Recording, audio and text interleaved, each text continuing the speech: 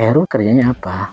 Ya udah saya bilang storyteller, dongeng. Apa itu? Awal mula Kak Heru sampai terjun dan menjadi seorang penggiat dongeng gimana sih? Anak saya itu namanya Safira, kelas 5 SD, diminta untuk ikut lomba bercerita. Juara satu lagi dan dia diutus mewakili Sulawesi Selatan ke Jakarta. Pada waktu itu Kak Heru belum menjadi seorang pendongeng. Iya. Kak Heru jadi pendongeng karena pohon diganti sama buahnya. Kami sudah sampai di Korea Selatan. Wah.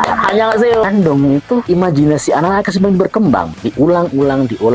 Karena mendidik itu bukan mendadak. Kenapa dinamakan Makassar? Kenapa dinamakan Makassar? Karena pada waktu itu ada Itu asal mula kenapa sampai kota ini ya dinamakan dengan kota Makassar. iya, bukan Saya dari kata pribadi baru kasar. tahu loh Kak. Harus wajib Nonton jangan lupa Subscriber.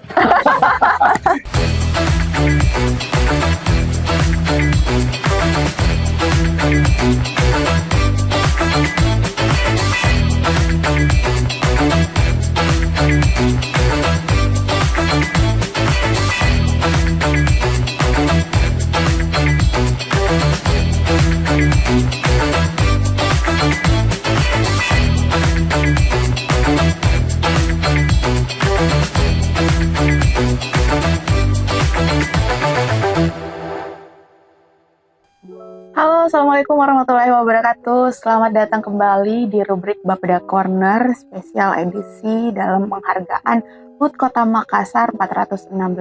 Nah, hari ini merupakan episode yang spesial sebenarnya karena narasumber saya adalah orang atau seseorang yang mungkin semua orang sudah pasti kenal ya, atau apalagi kalau misalnya kita bilang kalangan anak-anak juga orang tua, narasumber kita ini pasti sudah dikenal di mana-mana.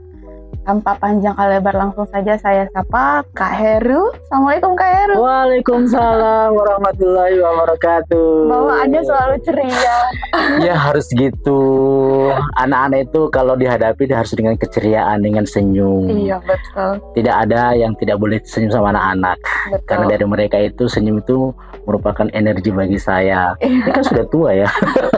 Tapi tetap dipanggil Kak Heru. Tetap dipanggil Kak Heru. Nah ini saya bilang tadi bahwa tidak ada yang tidak kenal Kak Heru sebenarnya. Kalau kita ngomongin soal anak-anak, iya.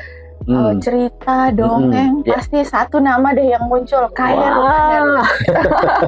Luar biasa memang ya. Ini sebenarnya sebuah kehormatan buat saya untuk bisa langsung ketemu dengan Kak Heru karena dari masih umur berapa saya udah tahu namanya Kak Heru. Wah, gitu ya. Iya, ini fun fact-nya loh, dan cuman tahu mungkin hanya orang yang menyebut nama Kak Heru, mungkin nonton juga di TV.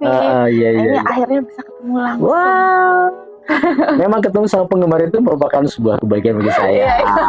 Apalagi idola penggemar waktu kecil. Ini kita ketemunya gede jadi kayak wah. Iya. Ingat waktu kecil dulu tuh. Suka denger dongeng ya waktu kecil ya? Suka. Jadi dongeng apa kayak Heru tanya dulu. Semua cerita-cerita rakyat, cerita-cerita mungkin yang juga cerita-cerita gimana kayak Cinderella gitu ya, bawang merah bawang putih yang dibawakan dengan sangat menarik sama Kak Heru. Ya kadang-kadang juga sekarang malah kita bicara tentang dongeng ya, anak-anak sekarang kan mungkin kurang mengenal dengan cerita-cerita rakyat yang dari khususnya di Makassar ya. Tapi sebenarnya saya Kak Heru mengucapkan terima kasih kepada Pemkot Makassar karena tahun ini diberikan penghargaan sebagai salah satu penggiat dongeng literasi di Kota Makassar. Terima kasih ya, semoga penghargaan ini membuat Kak Heru semakin semangat untuk mendongeng. Betul, kita juga mengucapkan selamat nih untuk Kak Heru yang sudah menerima atau meraih penghargaan ini karena seperti kita ketahui bahwa sebenarnya saat sekarang ini entah itu minat terhadap dongeng, cerita rakyat, cerita-cerita zaman dulu mungkin itu sudah agak menurun sedikit. Iya, anak-anak sekarang kalau ditanya, kamu kan nenek Pakande? Nah, mereka kan siapa itu? Mereka tahu nenek Gayung ya. Betul, tahunya yang update-update. Iya, cerita dari negara lain orang mereka lebih tahu. Cerita tentang Cinderella tadi mereka lebih tahu dibanding ada seorang putri dari Sulawesi Selatan namanya Putri Tadampalik. Nah, Ya, baru kenal tahu, baru tahu kan baru ada tahu. seorang putri nggak kalah cantiknya dengan Putri Cinderella atau princess apa Snow White ya. Di Sulawesi Selatan juga ada namanya Putri dan Palik, putri dari Datuk Luwu yang ada di Luwu sana. Wah, Bahkan mungkin kita semua ya, teman-teman ada di Makassar, bahkan mungkin teman-teman di Bapeda kurang familiar dengan kenapa dinamakan Makassar. nah itu pun kalau kita nggak searching misalnya di Google, Iya, betul. itu kita nggak bakal tahu sebenarnya Betul. asal muasal kenapa Iya, kota ujung pandang ini akhirnya berubah jadi kota Makassar. Makassar. Iya.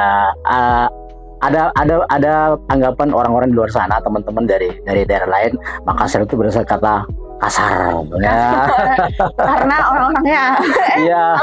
Ya memang kalau orang pantai kan gitu. Iya. Orang pantai harus berteriak kan angin karena perilaku di pantai kan panas mungkin. betul. Jadi mungkin juga salah satu yang saya mau sosialisasikan kepada semua teman-teman yang ada di Indonesia bahwa Makassar itu asalnya seperti ini loh. Ada legenda. Jadi asal usul sebuah tempat itu namanya legenda. Nah, cerita rakyat ada juga dari berbagai macam. Indonesia kan kaya dengan cerita rakyat kan. Betul. Ya makanya Kak Heru mencoba menjadi seorang penggiat literasi dengan profesi menjadi seorang pendongeng. Kan nggak ada ya kalau ditanya Heru kerjanya apa? Ya udah saya bilang storyteller, dongeng. Apa itu? Padahal sebenarnya Ya, jadi pendongeng itu merupakan sebuah pekerjaan yang mengasihkan ya. Seperti kita lihat tadi tayangan kita ketika Kak Heru dongeng di anak-anak tadi kan. betul, saya sempat ikut lihat Iya. Kak Heru membawakan dongeng di sebuah TK Iya. anak-anak ya, itu anak-anak di sana excited banget Kak. Betul, Senang iya. sekali, mereka ketawa, bahagia. Termasuk guru-gurunya loh, orang tua, guru-gurunya tuh semua mereka ikut Iya. ketawa. Iya, karena dongeng kan pada dasarnya memberikan sebuah karakter yang baik buat anak-anak. Anak-anak itu kan akan tahu, oh ada seorang tokoh yang berbudi baik, berkarakter baik. Kebaikan dalam sebuah cerita akan mengalahkan kejahatan dalam cerita itu. Jadi inti dongeng adalah mengajarkan kebaikan akan mengalahkan kejahatan. Ada karakter orang yang baik dengan berbagai macam problem akhirnya bisa mengalahkan yang jahat. Semua seperti itu. Termasuk cerita-cerita yang mungkin sudah pernah kita dengar, bawang merah, bawang putih, Ya, kemudian nenek Pakande.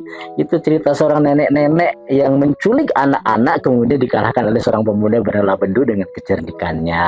wih, ini kalau sekarang kalau kita lihat di kehidupan anak sekarang paling mereka taunya dari YouTube. Betul. Taunya kalau nonton televisi Iya. belum tentu mereka juga nonton Iya, televisi karena betul. sekarang serba instan, Iya. serba bisa dalam genggaman ya. Iya, Kak Heru. betul. Tapi sebelum sampai kita ke situ, kita bahas dikit dulu deh ini awal mula Kak Heru sampai terjun dan menjadi seorang penggiat dongeng gimana sih Kak ceritanya? Karena fun fact-nya kalau kita mau tahu, saya tadi habis ngobrol di belakang kamera Iya. waktu sebelum memulai ini, Kak Heru ternyata background-nya bukan Iya. dari background yang bisa Yang mengarah berhubungan ke dengan dongeng ya. berhubungan dengan penggiat dongeng gitu. Betul. Jadi Kak Heru itu sempat kuliah ya, Iya. kuliah di Fakultas Teknik Unhas jurusan Elektro itu tahun 90. Ketika kami sudah berkeluarga dan punya seorang anak, anak saya itu namanya Safira. Waktu itu bersekolah di SD Metro School Makassar, kelas 5 SD, diminta untuk ikut lomba bercerita tingkat Kota Makassar yang dilaksanakan oleh Dinas Perpustakaan Kota Makassar. Safira mewakili sekolahnya. Alhamdulillah Safira menjadi juara 1 di Kota Makassar. Habis itu dia naik ke tingkat provinsi, bertarung lagi dengan 24 kabupaten Sulawesi Selatan. Alhamdulillah juara 1 lagi dan dia diutus mewakili Sulawesi Selatan ke Jakarta. Pada waktu itu Kak Heru belum menjadi seorang pendongeng. Oke. Masih bekerja di bidang teknik elektro. Waktu itu di salah satu perusahaan swasta di Makassar. Karena Safira cuman satu-satunya anak perempuan saya, Ya. ke Jakarta nggak boleh sendiri. Kami berdua dengan biaya sendiri mengantar Safira ke Jakarta. Itu 2011. Alhamdulillah dia menjadi juara harapan 1 peringkat 4 nasional. Wah. Nah, Safira ini sesudah selesai lomba tidak mau berhenti untuk mendongeng. Ya, biasanya kan anak kalau selesai lomba Udah cari yang lain. cari yang lagi. lain. Ya, Safira enggak, saya mau mendongeng. Nah, kemudian difasilitasi oleh teman-teman dari Dinas Perpustakaan Kota Makassar, dibuatlah yang namanya dongkel, dongeng keliling. Oh, Ya, merupakan salah satu program inovasi dari Dinas Perpustakaan. Safira terlibat 2000, kalau nggak salah waktu itu 2016 dimulai pertama kali dongkel, termasuk Kak Heru. Ya, Kak Heru terlibat setelah melihat Safira kelas 1 SMP tidak bisa lagi rutin mendongeng karena SMP-nya di SMP 3 masih di kelas akselerasi. Oh, Jadi dari pagi sampai sore ya, jadi dia sibuk dengan jam belajarnya. Akhirnya teman-teman nih, masa anaknya bisa dongeng, bapaknya nggak bisa dongeng. Padahal sebenarnya kebalikan ya, kebalikan. Ada pepatah, buah jatuh dari pohonnya. Kalau saya, Kak Heru jadi pendongeng karena pohon dijatuh sama buahnya. jadi saya jadi pendongeng karena anaknya Kak Heru itu menjadi pendongeng, ikut-ikutan bapaknya jadi pendongeng gitu. Tapi sebenarnya bisa jadi memang bakat dari Safira itu sebenarnya dari Kak Heru loh. Jangan hanya saja mungkin ketemunya dari Safira dulu baru sadar nih Kak Heru. Sebenarnya begini. Ternyata saya punya ini. Saya tuh orangnya tuh introvert. Paling malu kalau depan berbicara di depan kamera itu gugup. Jadi ketika saya diminta mendongeng pertama kali yang menggantikan Safira, saya gugup, berkeringat, nggak tahu ceritanya apa. Akhirnya berantakan ceritanya. Kok saya jadi borang bodoh di depan anak-anak ya. Tapi belajar dari Safira, akhirnya pelan-pelan, akhirnya kedua ketiga kalinya mulai terbiasa, dan 2013 saya memutuskan resign dari pekerjaan saya di bidang konsultan teknik, tetap mendongeng, menjadi seorang pendongeng. Kami mendirikan Yayasan Rumah Dongeng Nusantara.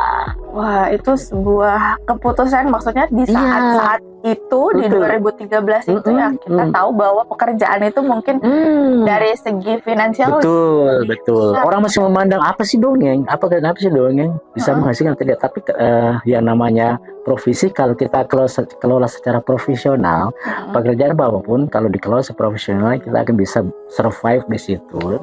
Kenyataannya sampai hari ini saya tetap jadi pendongeng, sudah hampir 11 tahun berkecimpung di dalam dunia dongeng. Banyak pengalaman-pengalaman. Kalau saya dulu masih duduk sebagai seorang sarjana teknik di belakang meja, nggak pernah kepikiran mau keliling dari Aceh sampai Papua. Bahkan dengan dongeng ini kami bertiga sudah sampai di Korea Selatan. Hanya nggak sih? Ini menjadi salah satu bukti bahwa apa yang kita senangi ya, betul. Kita senangi itu akan membawa kita, bahkan ya kita ya faktanya sekarang Kak Heru ini dikenal di mana-mana. Saya pun pribadi untuk ngeset jadwal tapping ini sampai nunggu berkali-kali di reschedule karena Kak Heru padat banget jadwal ya. Iya, karena iya betul ya. Baru minggu lalu saya dari roadshow di 5 kota di Kalimantan Timur, dari Samarinda, Sangatta, Bontang, Berau, dan di Pulau Maratua. Asik deh kita. Ini dari sini. Udah ada. Nah, ini sebenarnya Globe. Ketika Safira masih kecil suka main Globe ini, dan akhirnya berkat menjadi seorang pendongeng mulai dari kecil, kemampuan berbicaranya bagus di depan umum. Jadi mulai umur 11 tahun dia sudah bisa bercerita di depan teman-temannya, dan itu dikembangkan terus akan menjadi sebuah kemampuan public speaking. Dan akhirnya berkat kemampuan public speaking mulai dongeng tadi, alhamdulillah sekarang Safira itu seorang diplomat di Kementerian Luar Negeri. Udah pasti bakal keliling. Iya, tinggal nunjuk di mana yang belum didatangi. Anak pendongeng jadi diplomat ya. Tapi itu loh yang membawa Kak Heru juga bisa keliling dunia. Iya, pernah ke Korea, pernah juga sampai ketika beberapa bencana alam ya. Jadi pendongeng aja turun, kita ngadakan trauma healing untuk anak-anak yang korban bencana. Di Makassar juga sering, beberapa tahun lalu ada kebakaran di Jalan Cendrawasih, di Barabaraya pernah kebakaran juga. Kemarin juga pernah ke Mamuju ya, waktu ngebom Bumi. Iya, betul. Ya, kita pendongeng merasa tersentuh. Apa yang bisa kita bisa berikan kepada mereka yang melalui kegiatan trauma healing. Trauma healing memberikan hiburan kepada anak supaya melupakan sejenak ketakutan mereka terhadap bencana yang telah mereka kena kan, ketimpa, rumahnya hilang, bajunya hilang, apanya hilang. Kita datang untuk menghibur mereka, memberikan semacam terapi melalui cerita-cerita yang membangkitkan motivasi mereka kembali untuk bangkit dari keterpurukan setelah ada bencana. Bahkan juga orang tua dengar dongeng kan. Iya, iya. Luar biasa sih daya tarik dari dongeng ini sendiri. Iya, karena dongeng itu sebenarnya prinsipnya gini, mendongeng itu harus bercerita. Semua prinsipnya, saya berprinsip ini, semua orang suka mendengarkan cerita. Ya. Tergantung kita kemas cerita tersebut dan bentuk apa sesuai dengan usianya. Anak-anak TK temanya ada seperti ini, kayak fabel, kajian buaya. TK, SD temanya tentang pahlawan-pahlawan. SMP cerita inspirasi, motivasi. SMA saya biasa dongeng untuk cerita rakyat. Pung Julung Julung itu cerita rakyat dari Makassar loh. Oke. Iya, asik loh. Saya aslinya bukan Makassar, tapi saya menyukai dongeng dari Makassar. Pung Julung Julung itu sebuah cerita Makassar tentang seekor ikan yang bersahabat dengan seorang anak laki-laki bernama Ibarani. Ibarani, kakaknya nama Ikasa. Kemudian Irewa, itu kan nama-nama Makassar kan? Ikasa, Irewa, kemudian Ibarani. Punya temen seekor lumba-lumba namanya Pung Julung Julung. Kalau Pung Julung Julung mau keluar, harus dinyanyikan. Lagunya seperti ini. Pung Julung Julung maka naik makomai Tino dan Deknu lebak langga pada leknu. Tahu nggak artinya? Yang jelas itu bahasa daerah. Iya. Saya juga. Hai lumba-lumba, maka naiklah kemari. Nasi sudah matang, kadal bakar sudah terhidang. Itu lagu memanggil Pung Julung Julung tadi. Oke, jadi bagaimana supaya si ikan ini muncul untuk dinyanyikan, dimantrakan. Kan anak-anak tahu nggak bahasa Makassar? Itu kan bahasa Makassar. Ya. Kemudian dinyanyikan. Jadi dalam mendongeng bukan hanya sekedar saya bercerita, tapi saya juga bernyanyi. Karena bercerita itu menghantarkan pesan, kemudian ditambah dengan nyanyi itu semakin menguatkan pesan. Nah, jadi ada lagu, ada cerita diperkuat dengan lagu-lagu seperti itu tadi.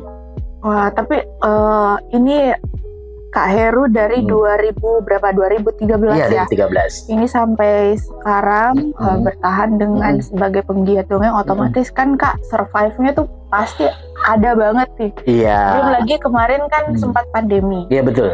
Itu dan ini juga menjadi salah satu indikator Kak Heru meraih penghargaan. Betul. Karena memang pada saat pandemi survive-nya tentu beda banget. Iya, itu gimana waktu pandemi kemarin? Jadi dongeng itu pangsa pasarnya yang dengar ya audiens adalah anak-anak di sekolah.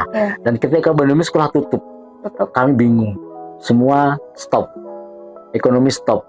Kami berpikir bagaimana kita mau siapa yang kita dongengkan. Akhirnya kita berpikir kita bikin studio.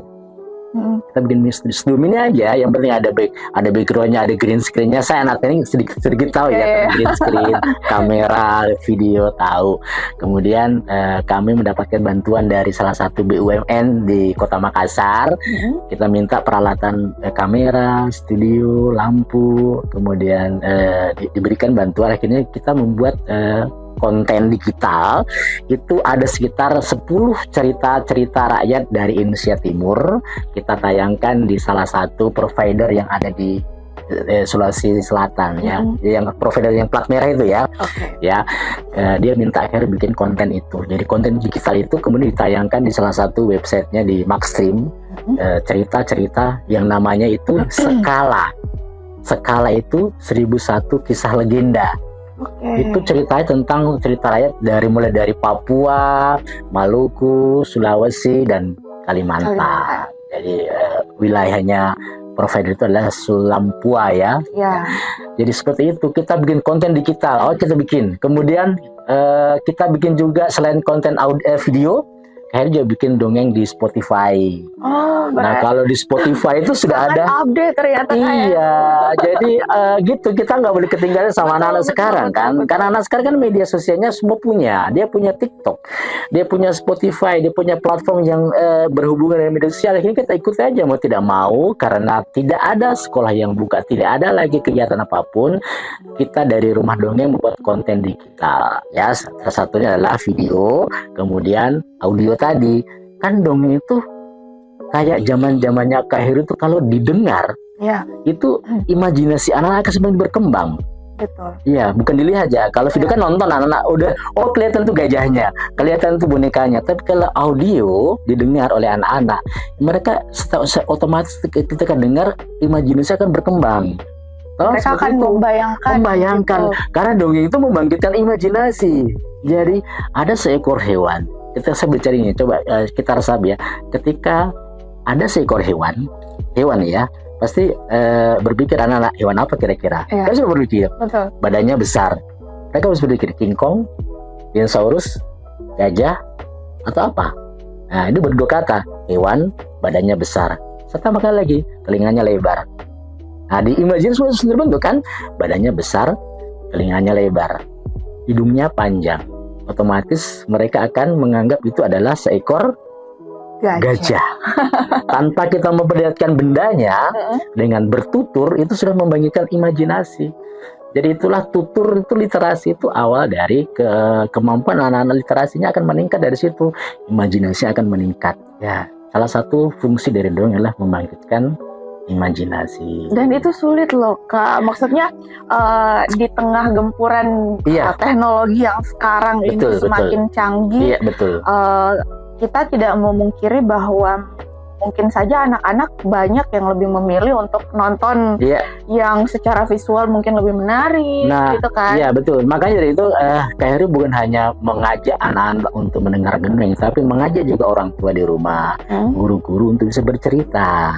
Ya, paling tidak dalam satu hari itu kan 24 jam, cukup 15 menit bagi seorang ibu atau seorang ayah membacakan cerita untuk anak-anaknya.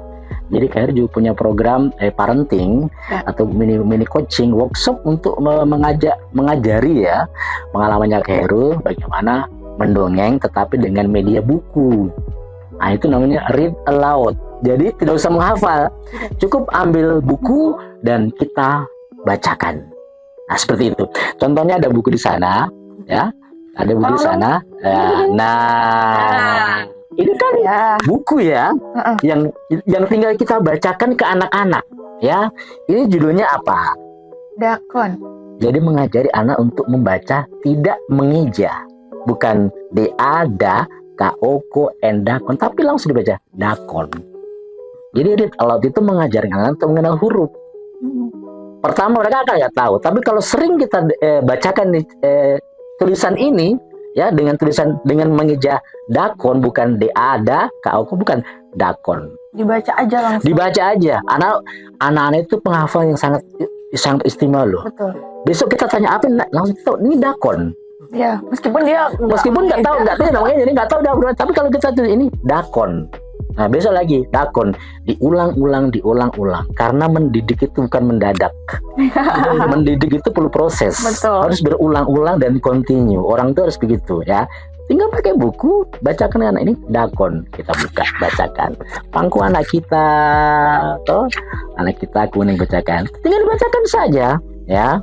Misalnya menang ya, lalu dengan intonasi, dengan ekspresi yang bagus, anak-anak boleh sambil duduk di samping kita bacakan kalah lagi, nah kan kalah lagi, Ella mau baca buku saja, cukup seperti itu. Balik lagi sampai buku ini habis, tinggal dibacakan ke anak-anak. Mengajari anak-anak untuk menyukai buku dengan metode bercerita. Insya Allah kalau anak suka dengan buku, nanti kalau dia sudah masuk sekolah, dia akan suka membaca, suka belajar, karena sudah dibiasakan dari kecil memegang yang namanya buku, bukan HP. Dan iya, itu sangat sulit sebenarnya. Beda ini HP dengan buku itu beda rasanya ya. membaca itu menyenangkan. Jadi anak-anak akan Dan yang tahu. pasti harus dilakukan secara rutin ya Betul, Kak Heru ya. Jangan ya. hari ini karena dengar atau nonton Kak Heru, oke besok saya bacakan buku. Iya, Besoknya udah harus nggak. rutin karena itu tadi mendidik itu benar perlu proses. Kita orang itu juga harus konsisten ya, bukan konsisten bagaimana mengajak anak itu harus konsisten, tidak boleh potong terputus-putus. Kita orang itu harus punya rule agar anak-anak juga gemar dengan membaca, karena membaca itu adalah membuka jendela dunia. Anak-anak bisa berimajinasi, ternyata dakon itu permainan dari Jawa misalnya. Di Makassar ada permainan asing kan? Ada. Apa? Nah kalau dakon ada nggak ya? Ada. Ya seperti itu. Ini bahasa kalau di Makassarnya kita bilang apa ya? Congklang ya? Congklang ya. Ada banyak permainan tradisional di Makassar, boleh kita. Ini penulisnya bukan dari Makassar. Coba teman-teman di Makassar bikin dong buku semacam itu tentang permainan tradisional di Makassar. Bentuknya seperti buku, diajarkan kepada anak, dibacakan ke anak-anak. Kak Heru cuma bertugas menuturkan, bukan membuat buku. Iya, tapi kan nggak semua juga anak harus Kak Heru yang menyampaikan. Jadi orang tua tetap harus belajar juga. Dilibatkan semua stakeholder ya, bukan Iya. hanya kalau Kak Heru kan cuma satu orang. Iya, capek dong. Butuh istirahat juga. Ini aja Kak Heru udah kemana-mana. Iya, Sangat luar biasa. iya betul. Tapi Kak, ngomongin soal dongeng atau kita anggap aja cerita rakyat, legenda. Karena mungkin wilayah yang Kak Heru datangi ini bukan cuman cakupannya bukan cuman Makassar, Iya. Sulawesi Selatan. Itu otomatis Kak Heru punya materi, Iya. harus menghafal semuanya dari Sabang sampai Merauke. Ya umur 50 tahun ya. Iya, di umur yang sekarang itu dia maksud saya Kak. Maksudnya di umur sekarang ini, waduh. Iya memang makanya tadi kalau kita gemar membaca itu gampang untuk menghafal cerita-cerita. Ya di Papua ada cerita tentang buaya di Papua, adanya sarumpet, ada legenda di Sungai Mahakam. Jadi ketika Kak Heru kemarin datang ke Kalimantan ya Pak mau tidak mau ceritanya tentang cerita di Kalimantan Timur, ada Sungai Mahakam, ada yang namanya Samarinda. Ya. Samarinda itu ternyata ada legendanya. Yang kenapa dinamakan Samarinda? Karena pada waktu itu di tepi sungai di Sungai Mahakam itu ya, di Mahakam, rumah-rumah orang Bugis Makassar atapnya itu sama rendah.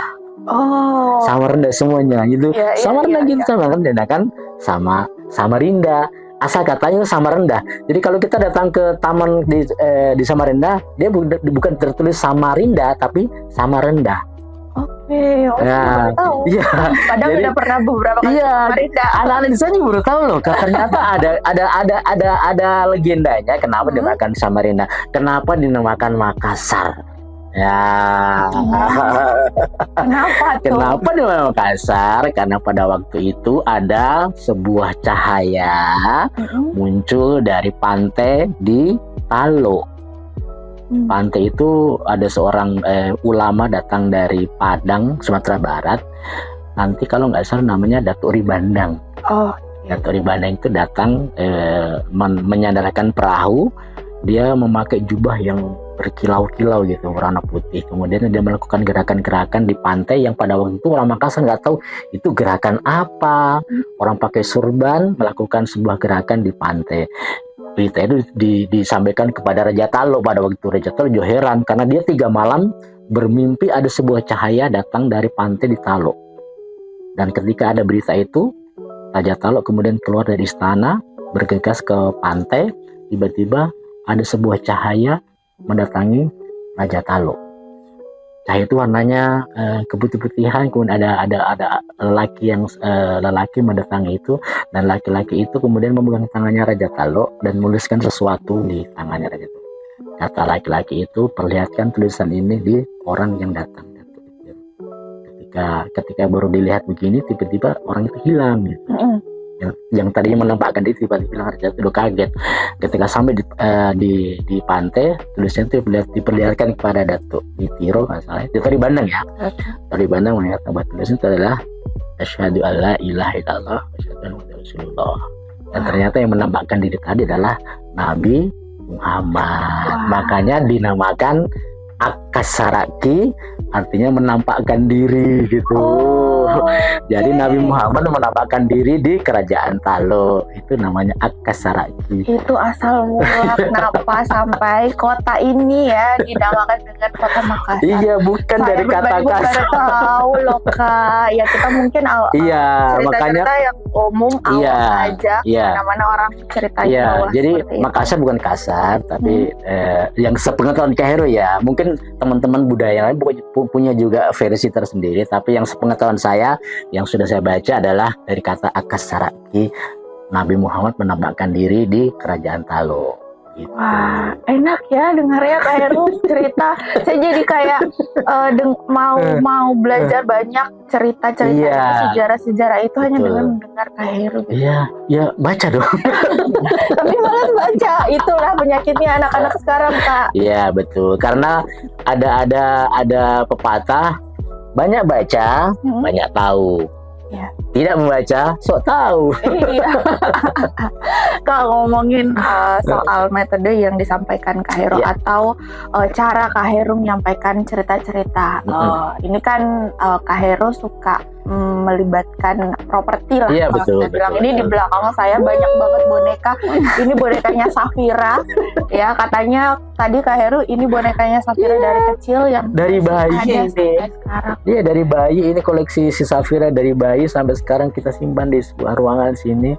Semoga ya bertahan semuanya boneka-boneka itu. Cuman bahaya kalau malam kata orang, Iya sih Kak. nanti jadi caki. Ya enggak. Tapi ngomong-ngomong, ini Safira kita izin ya megang-megang bonekanya. Ini dihafalin bonekanya Kak. Iya, semua boneka itu Safira punya nama. Wah. Dia beri nama semua boneka ini. Saya sampai nggak hafal namanya siapa. Ini namanya juga siapa. Dia punya ini Dia nama, kadang kalau ini nelpon namanya ya. Farah katanya. Farah, kemudian boneka-boneka itu banyak di atas. Ini takutnya kalau Safira nelpon ke Kak Heru nyariin Oh. bonekanya. Nggak "Pak, berkurang mana nih? kok." Boneka saya yang atas nama siapa ya? Wah, dicari dulu satu-satu. Luar biasa. Nah, metode menggunakan boneka yang Iya, jadi dilakukan salah satu oleh- metode bercerita kita menggunakan properti. Pengalaman saya ketika datang ke Korea Selatan, pada waktu itu ternyata teman-teman di Korea itu penuhnya memakai properti. Berbeda kalau dengan saya, kayaknya cuma bertutur saja ya, bertutur tanpa menggunakan properti karena kayak anggap agak merepotkan. Dan ternyata di Korea itu malah setiap cerita berbeda propertinya. Mereka harus menyiapkan semua properti bahan-bahannya. Ada cerita naga, dia bikin naga juga. Seperti ada api-apinya, seperti visual gitu, nyata. Jadi kalau kita kan cuma kekuatan kata-kata, hanya menggambarkan saja benda itu dengan kata-kata. Mereka tidak, mereka mengerti. Akhirnya Heru berpikir bukan boneka sebagai properti, tapi boneka sebagai ice breaking gitu loh. Ice breaking-nya. Membuka cerita kepada anak-anak, karena kalau anak-anak itu kalau datang orang yang tidak dikenal bisa kan ada rasa penolakan gitu. Siapa itu datang? Iya. Jadi kita pakai metode mencairkan suasana ice breaking dengan menggunakan boneka. Nah, boneka itu bukan sebagai properti dongeng, tapi bercakap-cakap dengan teknik ventriloquist namanya. Ventriloquist itu menggerakkan bersuara tanpa menggerakkan bibir gitu. Jadi anak menganggap itu yang bicara bonekanya, bukan kayak itu ya si boneka ini bicara. Ada boneka Bona, ada boneka Momo, ada dua bonekanya Kak Heru. Sebentar kita lihat gimana Bona atau Momo berbicara ya, membawakan dongeng atau cerita. Tapi sebelum itu kita bahas dulu Kak terkait ketertarikan masyarakat Kota Makassar umumnya. Dan gimana sih Kak Heru melihat pemerintah Kota Makassar sendiri dalam hal mungkin sebagai yang berwenang nih untuk menjaga agar supaya masyarakat itu tidak meninggalkan ketertarikannya terhadap dongeng, utamanya untuk anak-anak nih. Jadi stakeholder di Kota Makassar sangat mendukung kegiatan. Kita bicaranya sedikit serius ya. Iya, serius ini karena seriusin ya. Karena saya terus terang tidak bisa terlepas dari yang namanya Dinas Perpustakaan Kota Makassar. Jadi kami kenal dongengnya karena Dinas Perpustakaan Kota Makassar itu memberi ruang kepada anak saya Safira untuk ikut lomba bercerita pada waktu itu. Dan akhirnya ketika lomba sudah selesai, kita minta kepada teman-teman di dinas perpustakaan, ayo kita bikin dong. Jangan sampai ini pendongeng kecil kita ini cuman berhenti di 2011.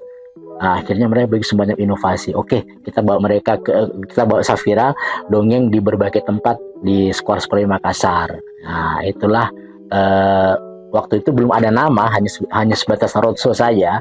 Roadshow dongeng pendongeng cilik Safira. Bapaknya cuma ikut-ikutan moto aja waktu itu 2011.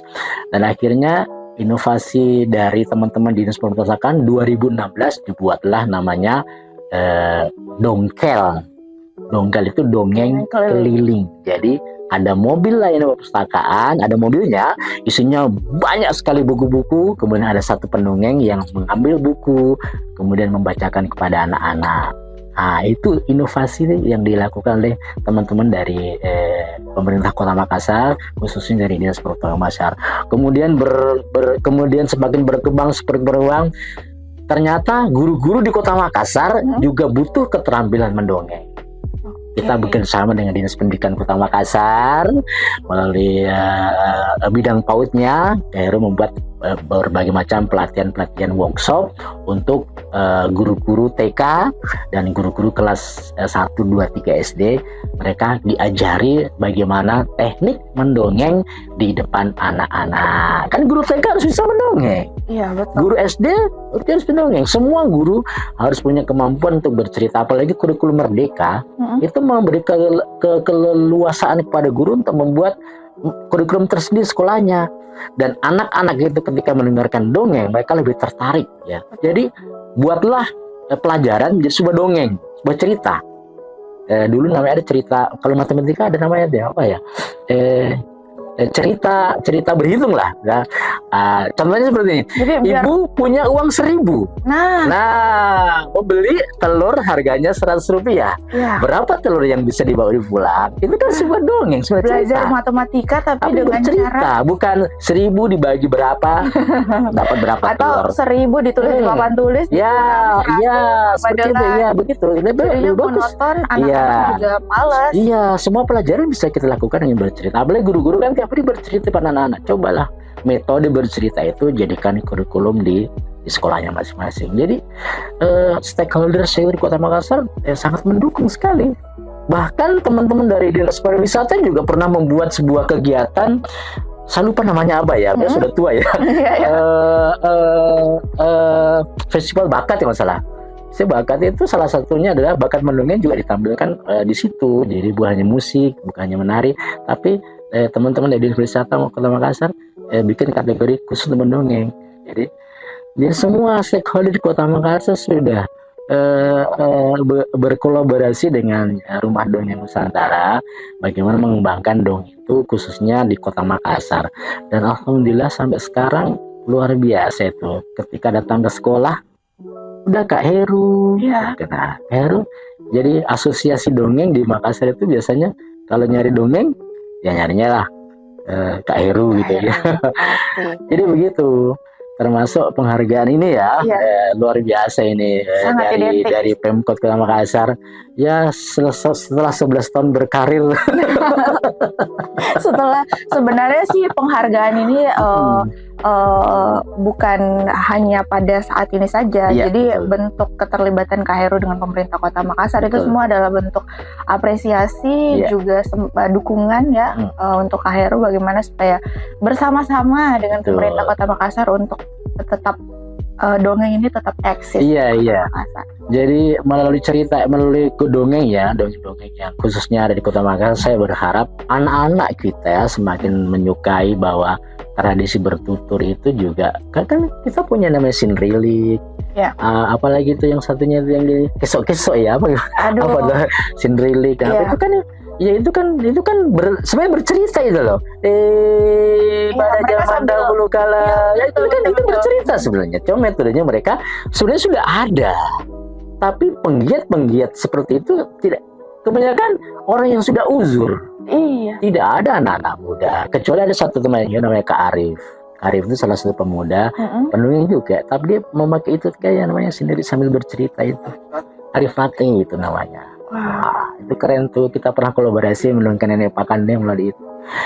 bahkan dongeng juga kedutaan besar Konjen ya, Konjen Australia itu sudah mendukung kegiatan dari rumah dongeng, membuat sebuah video ketika pandemi kemarin, membuat sebuah video tentang pandemi itu dibantu oleh teman-teman dari Konjen Australia yang ada di Kota Makassar. Jadi semoga dengan penghargaan ini ya, perhatian terhadap dunia dongeng akan semakin ditambah porsinya. Betul. Bukan lagi ditambah. Tapi boleh cerita anggarannya ya. Itu. Ini Magadis. hampir di setiap episode nih Kak Heru fun fact-nya semuanya memang ya masalahnya di situ. Iya betul. Tapi dongeng ada atau tidak anggaran bagi saya nggak ada masalah karena semua bisa dilibatkan. Betul. Termasuk pihak-pihak ketiga seperti BUMN itu banyak mendukung kami. Produk-produk anak-anak itu kalau masuk sekolah nggak boleh masuk, nggak boleh jualan sekolah. Tapi kalau dongeng dia boleh masuk gitu. Iya. Memang bisa dibilang dongeng ini menjadi salah satu yang dibutuhkan sebenarnya karena dengan kita bercerita hal-hal yang seharusnya misalnya disampaikan secara serius, ketika itu lewat dongeng jadinya santai ya. Santai, disampaikannya santai dan juga biasanya pesannya bisa lebih cepat sampai Kak. Iya, karena dongeng itu kan bahasanya sederhana sebenarnya. Cerita yang 5 menit dibacanya cuma 5 menit, tapi kalau diolah menjadi sebuah pertunjukan itu jadi sejam loh. Cerita singa dan tikus tadi sebenarnya cuma 5 menit kalau kita baca, tapi kalau kita kemas dalam sebuah pertunjukan secara profesional ya, akhirnya menjadi sebuah pertunjukan ya gitu. Oke. Selanjutnya Kak, kira-kira menurut Kak Heru pribadi, ini kan kalau kita lihat Kak Heru dan juga mungkin beberapa teman-teman yang juga tertarik dengan dunia dongeng itu bisa dibilang apa ya istilahnya populasinya itu masih sedikit sebenarnya. Bukan hanya kita sebagai yang tertarik mendengarkan dongeng, tapi bagaimana agar supaya Kak Heru berikutnya nih ada terus nih karena kalau kita berharap Safira kan udah keliling dunia nih nggak mungkin ini gimana Kak menurut Kak Heru? Jadi sebenarnya ketika sepulang saya dari Korea 2016 saya pulang dari Korea 2016 saya mulai mau bikin pelatihan ya. Bukan hanya guru-guru TK tapi teman-teman yang tertarik untuk menjadi pendongeng ayo bergabung. Betul. Akhirnya pada waktu itu kalau nggak salah sekitar 30 pendongeng yang aktif di Kota Makassar tergabung ke Dongkel. Ya, hanya saja Dongkel itu kan dari 2016 sampai sekarang masih ada. Mereka masih mendongeng juga di Dinas Perhutanan Kota Makassar. Mereka masih aktif. Ada jadwal yang diberikan khusus kepada 30 pendongeng tadi secara bergantian selama 1 bulan mendongeng di berbagai lokasi di Kota Makassar.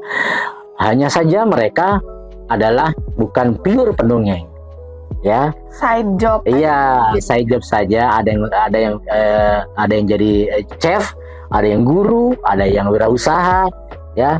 Tidak ada yang 100% berani aku seperti ini ya. Aku udah 100% deh, pokoknya dongeng aja. Ini pekerjaan saya mungkin ya, sampai saya bisa sampai seperti Pak Raden itu kan sampai tua jadi seorang pendongeng. Jadi modal kan cuma suara. Ya, kalau sudah uzur masih bisa bersuara meskipun di kursi roda, ya aku masih teman dongeng gitu. Jadi teman-teman Makassar masih ada beberapa yang aktif, hanya mereka side job saja. Tapi Kak Heru sendiri masih melakukan pelatihan itu? Ya tetap ada karena pelatihan itu sekarang bukan hanya di Kota Makassar saja. Kota Makassar sudah kalau nggak salah sudah 10 angkatan itu, tiap tahun ada. Tapi gitu dongeng ada yang serius mau gabung, ada yang 1 tahun kemudian mundur pelan-pelan. Ya pendongeng itu ya mungkin gitu ya. Ada tuntutan lain jadi ya. memang harus bukan hanya 1 tahun 2 tahun mereka jadi pendongeng, harus bertahun-tahun. Dinikmati pekerjaan seperti ini. Kalau kita nikmati secara santai, kita nikmati dari segi finansial sekarang alhamdulillah. Iya sih. Ya? Kalau saya melihat Kak Heru yang udah bisa sampai kemana-mana, keluar dari Kota Makassar, seluruh Indonesia, bahkan ya saya rasa nggak mungkin dong itu nggak mendapatkan pengaruh finansial itu ada. Kita kelola karena kalau kita kelola secara profesional itu ada karena bukan hanya berapa sih tarifnya Kak Heru? Wah, lebih dari itu sebenarnya ada beberapa yang Ya, karena kalau ditanyakan berapa sih bayarannya Kak Heru, saya nggak usah bicara soal harga, karena rezeki itu kan bisa dari manapun juga. Betul. Kadang kalau kegiatan sosial, oke kita free aja. Kegiatan kepantian asuhan, oke kita dongeng. Ya, karena doanya anak-anak di panti asuhan itu kan rezeki bagi saya, Ya. bagi kepada saya. Saya hampir 7 tahun lebih bekerja dengan salah satu lembaga amil zakat Yatiman gitu. Itu dari 2017 sampai sekarang kegiatannya masih sedekah dongeng. Jadi sedekah dongeng itu anak-anak di sekolah dengar dongeng, kemudian mereka bersedekah untuk anak-anak yatim. Wah, Nah, seperti tadi itu mereka ada amplopnya di bawah, hari Jumat ya, mereka bawa amplop Kak Heru dongeng, habis itu sedekahnya nanti sedekah itu akan disalurkan oleh Basnas, oleh lembaga amil zakat seperti yatim mandiri, disalurkan ke anak-anak yatim yang membutuhkan.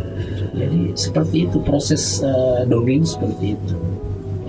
Oke, jadi ketika orang-orang mungkin sedekahnya dalam bentuk materi, ya Iya, betul. Kak Heru bisa dalam bentuk dongeng Iya, dan itu sama iya, loh, betul. karena kita juga bisa mendatangkan orang untuk bersedekah dan tujuannya tuh Iya, artinya tepat juga. Doa-doa dari orang yang kita sedekah itu kan luar biasa. Itu mendatangkan rezeki juga. Gitu. Amal jariah kita ke orang-orang yang kita sedekahi melalui kegiatan bercerita sangat biasa. Akhirnya, alhamdulillah di keluarga saya perjalanan pendidikannya si Safia itu kan mulus dilancarkan sampai sekarang jadi seorang diploma itu. Dan mungkin doa-doa dari anak-anak yatim yang pernah kita sedekahi itu kan seperti itu. wah, luar biasa sih Kak. Jadi Saya kan- jadi ingat juga waktu kelas berapa ya, 3 SMP atau kelas 1 SMA itu ikut lomba storytelling dan juara 1. Sebenarnya ada bakat sih. Tapi kalau tapi kalau sekarang ini untuk bisa join dan menjadi seorang pendongeng masih masih ragu bisa sih ya? di usia sekarang ini Kak. Masih. Karena menurutku itu sebuah Kayak lu jadi pendongeng di usia berapa itu? 2011. Usia berapa ya 2011 itu? juga Saya sih. lupa. Iya. Udah kepala 3 loh, kepala 30 tahun lebih saya. Ya usia 35 tahun saya baru bisa jadi pendongeng pertama kali. Gak ada kata terlambat belajar. betul. Ayo gabung deh. Ya deh, saya coba Iya, bonekanya Safira pinjam. Kita jalan-jalan. Ini bahaya nih kalau ada yang hilang Safira bisa tahu dan nyariin. Nah, kita boleh dong kenalan sama Oh iya, si Bunda dan Momo. Momo itu salah satu boneka Kak Heru yang jarang sebenarnya. Ini si Momo ini agak rewel karena harus minta digendong. Oh, harus digendong. Nah ini si Momo, si bonanya ada di. Halo Momo. Nah Momo, ini sebenarnya teknik yang seperti kata lagi, teknik untuk ice breaking kepada anak-anak. Jadi seakan-akan boneka itu daripada yang berbicara adalah gitu. Iya. Jadi, Kak Heru bicara. Siapa? Monyet. Aduh, Momo tuh salam buat teman. Nah, teman-teman. Nenek-nenek. Bukan nenek-nenek. Mereka itu teman-temannya Momo ya. Oke, Teman-teman. Namamu siapa? kamu nanya? Nakal Momo ya. Gak boleh nakal ya, Dedek ya. Enggak, Ya. Jadi ini adalah Momo. itu.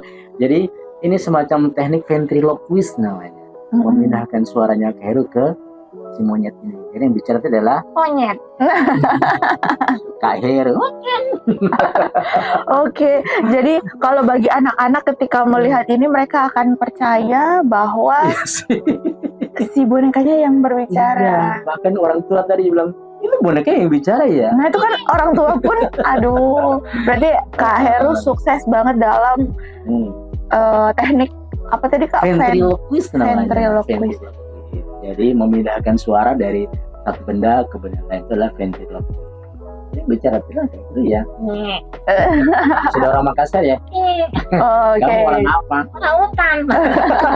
Udah ada KTP Makassar ya, juga udah fasih bahasa daerah Makassar. Iya, kadang-kadang ke bawah itu ya, sampai kemarin Kalimantan. Untungnya di Kalimantan banyak Iya. Makassar, orang Bugis. Iya betul. Ya, jadi Tapi kalau di daerah-daerah gimana ya, Kak? kadang-kadang pernah ke Jakarta waktu itu. Iya, langsung aku koreksi. Iya.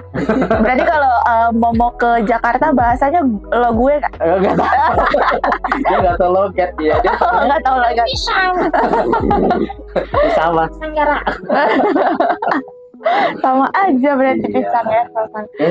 Oke, Momo boleh minta tolong nggak?